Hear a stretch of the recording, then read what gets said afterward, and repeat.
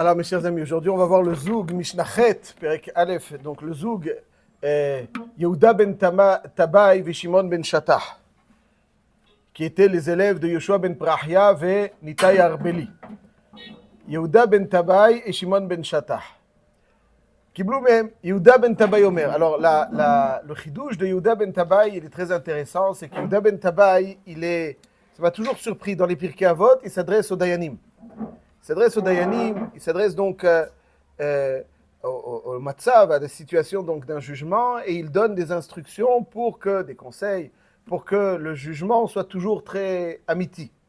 Tous ils étaient Nessi Sanhedrin, Avot Batedin, tous ceux qu'on a vus, tous les Zougot, Yehuda ben Tabai, donc qui était à la tête du Sanhedrin, c'est celui qui donne les conseils pour le matzav et il dit comme ça.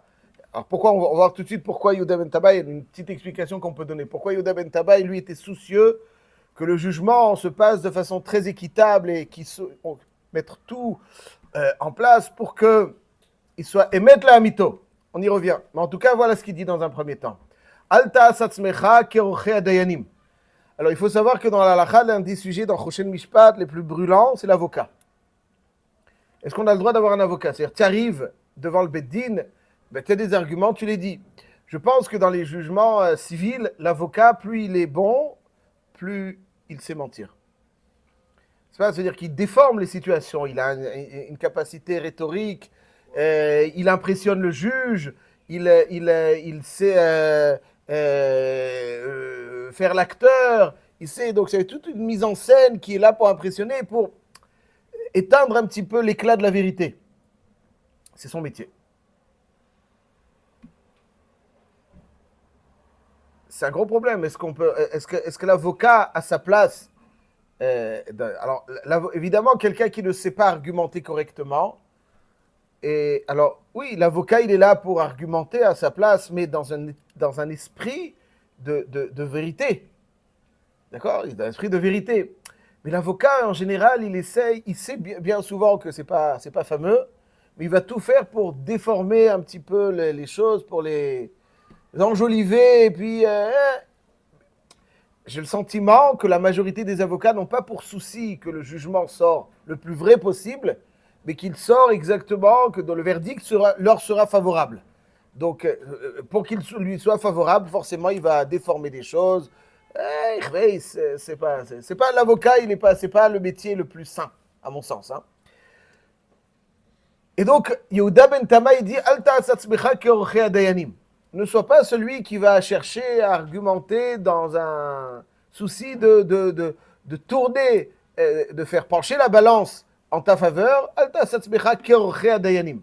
Il y a plusieurs interprétations au dayanim. Donc, ils disent que Orche dayanim, ça veut dire un dayan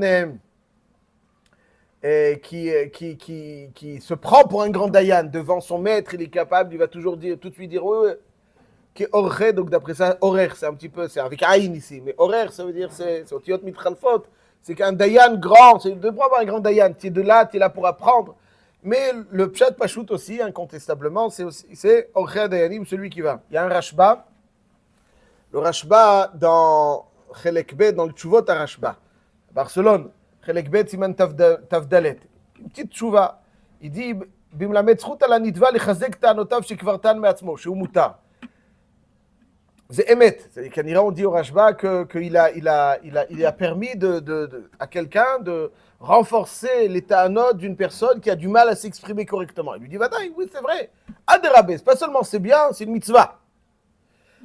La Sotken, Imra Shadayan Toei, s'il voit que le Dayan n'a pas bien saisi l'argument, donc le jugement ne sera pas dans son équitable, il ne sera pas vrai. Il y a des preuves évidentes pour ce qu'il dit de la Gemara, etc. Alors, Vadaï, dans un souci de vérité, sauf d'avoir à kol lifima sheu inyan v'achar kavanat halev advarim aburim. She'atorah ha'amitit lo bachra rak be'emet v'adayan tzarich ladun adin la'amito. Il dit oui, Vadaï, qu'il faut argumenter dans un souci de vérité. Be'emet, il y a ce qu'on appelle aujourd'hui un tohen rabbani, dans les batés dinim. C'est relativement... Bon, Tohen Rabbani, ça veut dire l'avocat, il s'appelle Orer Din dans les tribunaux civils, et dans les Baté Dinim, les Avdil, dans les Baté Dinim, Il y a le Toen Rabbani. Alors, le Toen Rabbani, c'est quelque chose de pas simple. Il connaît les halachot, il est là pour défendre.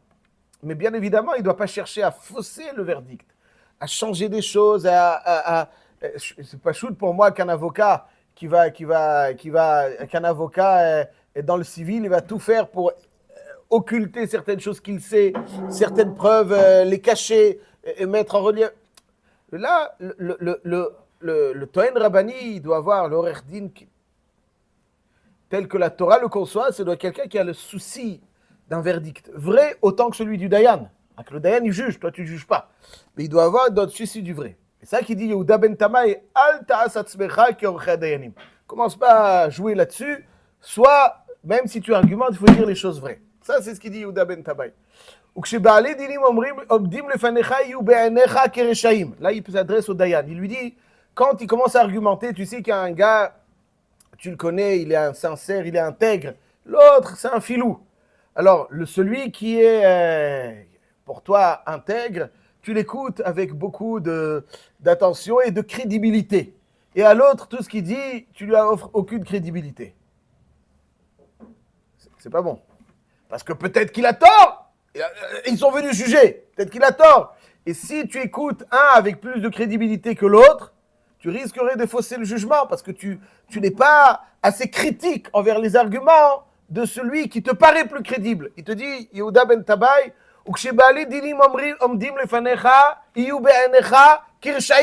les deux, ils sont pas crédibles. Chaque argument, tu dois le décortiquer et avoir l'esprit critique à son égard comme si c'était mécréant. Il y a relieu de c'est faux. Donc, il faut avoir ça. Ça, c'est donc le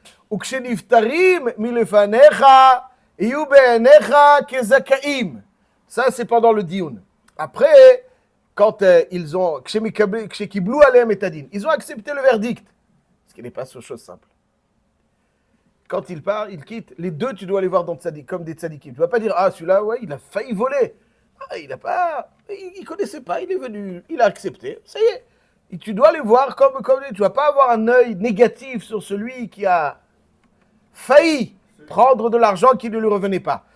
Donc ça veut dire accepter que chez Kiblou Alem et Tadin, il précise, You Benecha Ketzadikim. Vous connaissez l'histoire avec Praim Zonenfeld, raconte, mais c'est une histoire il y en a un qui est venu chez Yerushalayim, il y avait de cela plus d'un siècle. Il a fait la shrita d'un bœuf, qui était donc quelque chose de très